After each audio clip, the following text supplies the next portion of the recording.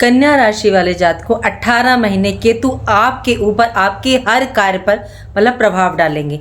जो प्लैनेट देखिए विजिबल होती हैं, जिनका अस्तित्व होता है, उनके उपाय रेमेडीज तो हम कर लेते हैं, लेकिन जो शैडो प्लैनेट होते हैं क्या वो भी इतने प्रभावशाली होते हैं?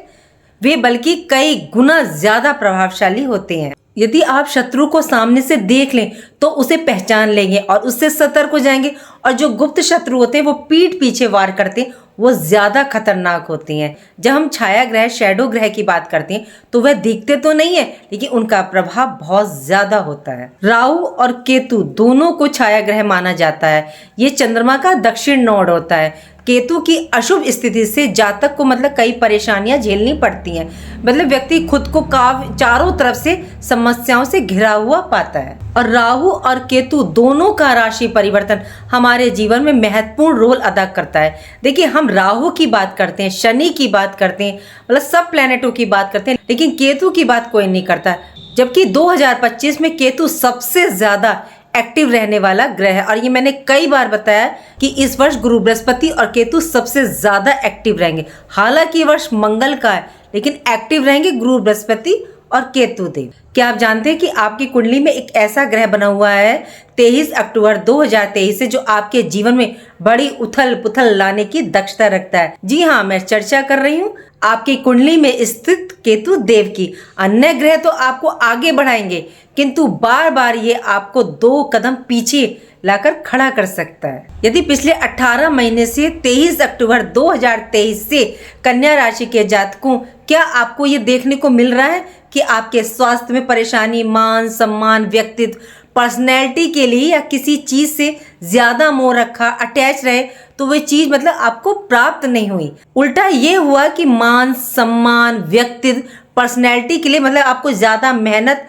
या लाइफ के लिए स्ट्रगल करना पड़ा। 18 महीनों में आपने देखा होगा कि रिश्तों में अनबन, मैरिड लाइफ में संतान के साथ, पिता के साथ ज्यादा मोह, अटैचमेंट रखा, या संतान की गलतियों पर आपने पर्दा डालकर नजरअंदाज करा, लाड प्यार ज्यादा करा, पिता के साथ कोई वाद विवाद रखा, पिता से अलगाव की स्थिति बनी, कोई ना कोई मतलब मिसअंडरस्टैंडिंग रही पिछले 18 महीने से।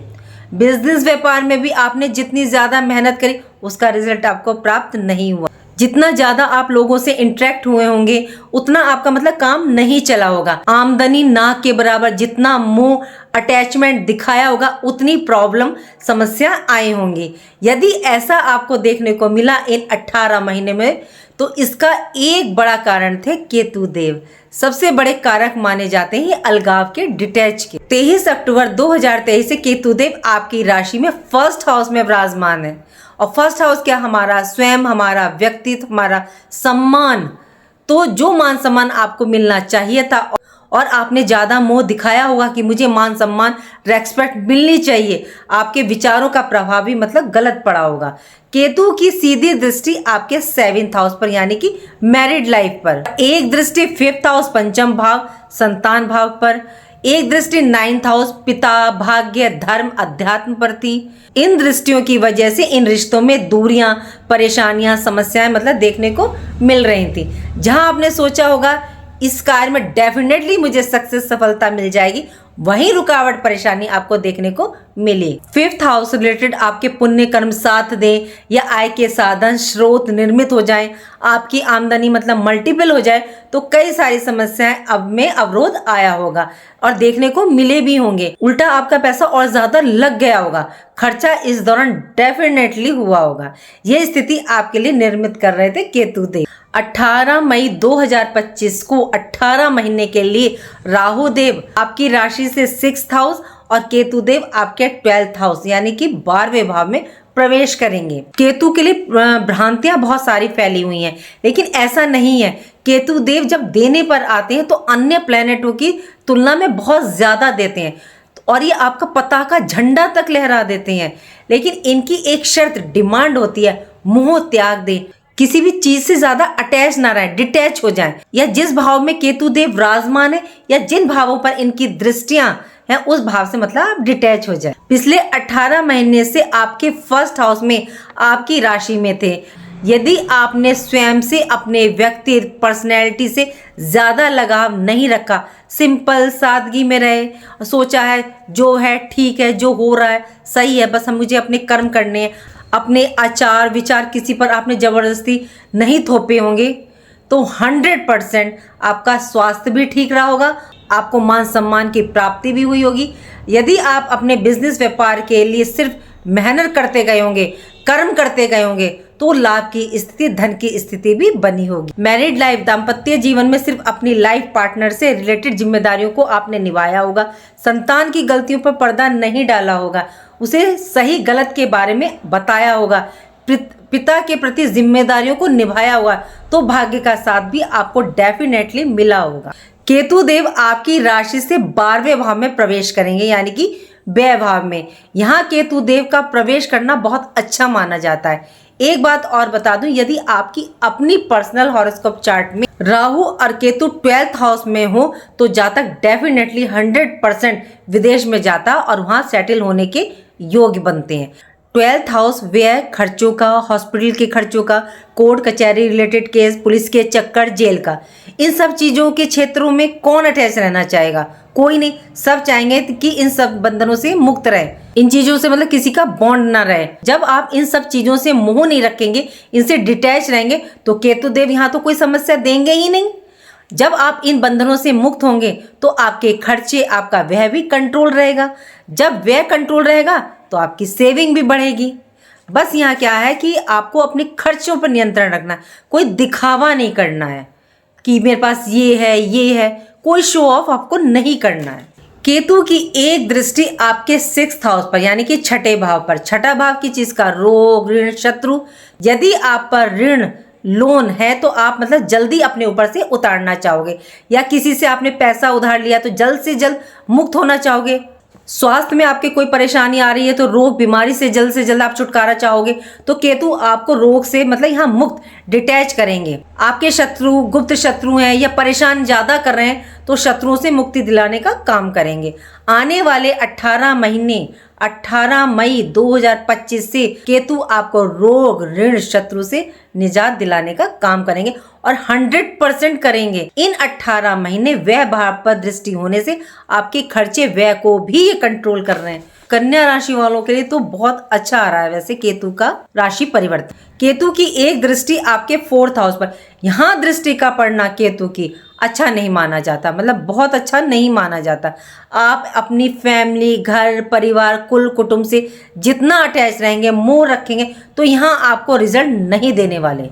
रिश्तों में दूरियां, वैचारिक मतभेद, टेंशन ही लगी ही रहेगी। 4th हाउस में यदि आपकी अपनी पर्सनल हॉरोस्कोप चार्ट में भी केतु देव विराजमान है या उनकी दृष्टि पड़ रही है, तो यहाँ केतु की एक शर्त डिमांड होती है कि आप अपनी मातृभूमि, पैतृक भूमि मतलब जन्म स्थान, घर परिवार से जितना दूर जाकर के रोजी रोटी कमाएंगे, कैरियर बनाएंगे, उतना केतु आपको ऊंचाई तक ले जाने का काम करेंगे।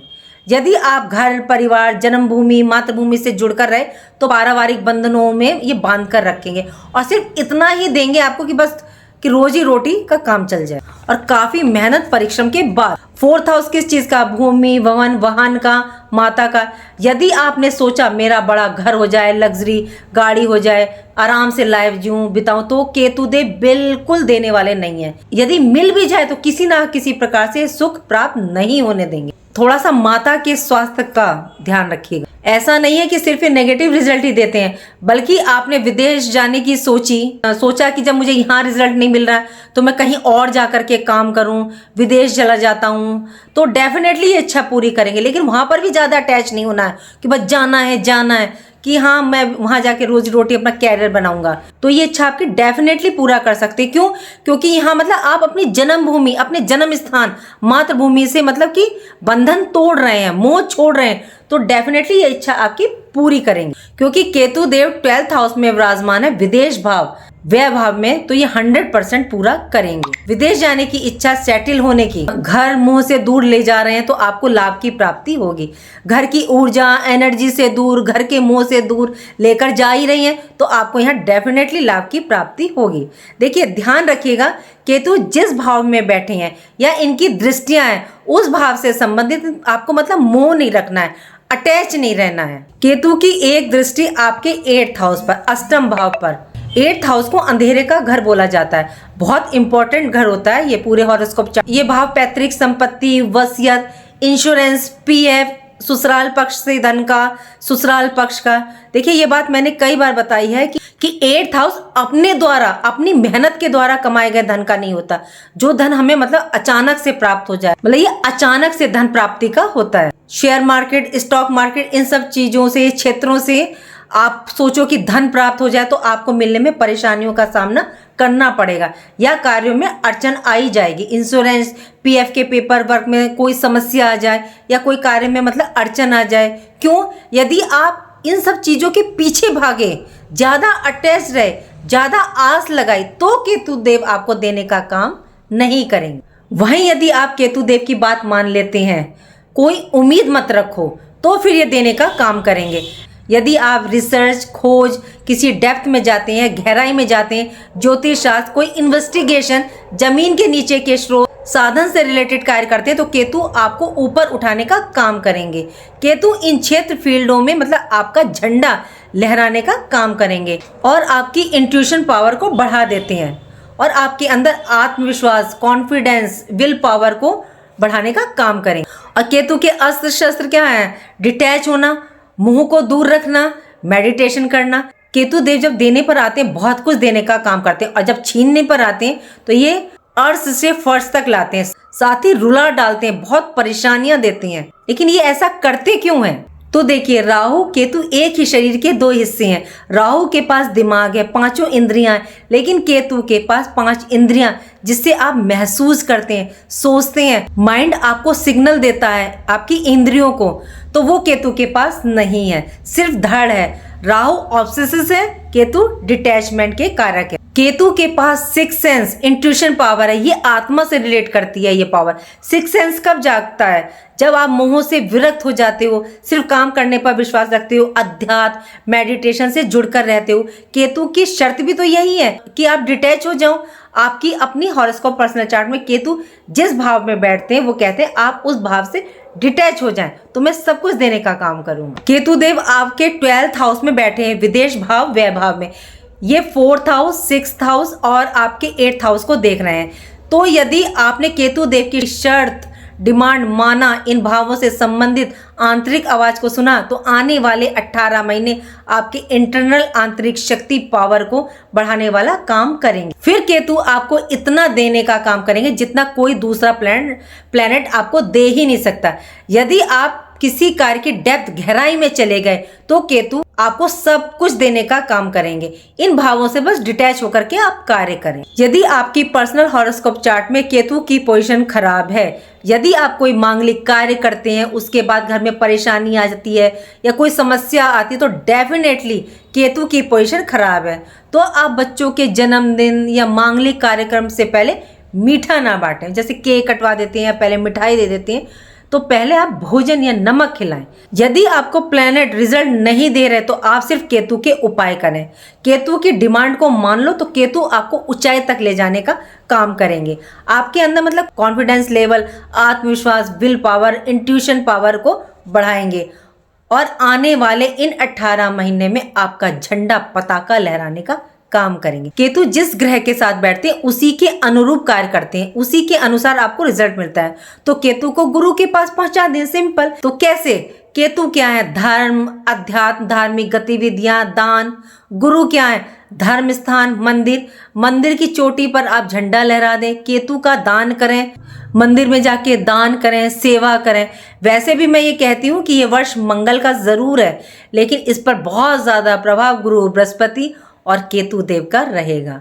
मंदिर में जाकर के दान जरूर दीजिएगा। स्ट्रीट डॉग्स होते हैं, उनको कुछ खाने को दें, दूध दें, ब्रेड दें, और सबसे ज्यादा मेडिटेशन से जुड़ करके रहिएगा। सिर्फ कर्म करते रहें, रिस्पॉन्सिबिलिटी को निभाएं, अटैच ज्यादा ना रहें। केतु आपको रिस्पॉन्सिबिलिटी से हटने के लिए नहीं कह रहा है कि कोई रिस्पॉन्सिबिलिटी आप ना निभाएं, वो कह रहा है सिर्फ आप कर्म करते चले जाएं। वो सिर्फ आपको बंधन, मोह से दूर कर रहे हैं जिस भाव में वो स्वयं विराजमान है या दृष्टि है।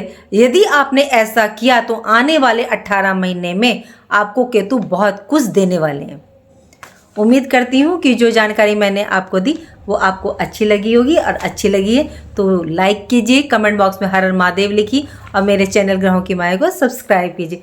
राधे राधे, जय माँ बाबा।